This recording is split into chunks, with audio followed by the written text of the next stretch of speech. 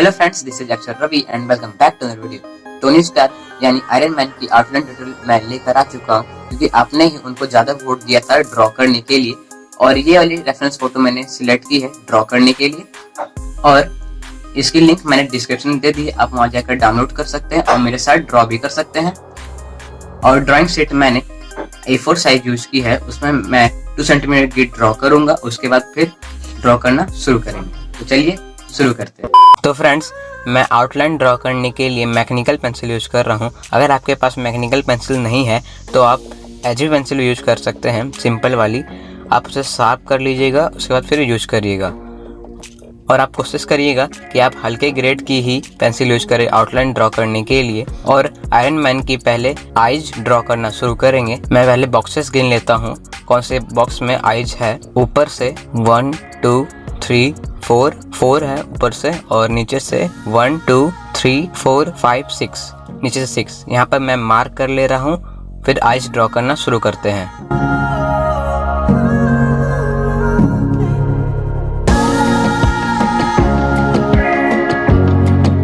तो आप देख सकते हैं कि मैं कैसे ड्रॉ कर रहा हूँ, हल्के हल्के हाथों से। और वीडियो मैंने इस जूम कर दी है, आप उससे अच्छे से समझ कर ड्रॉ करिए।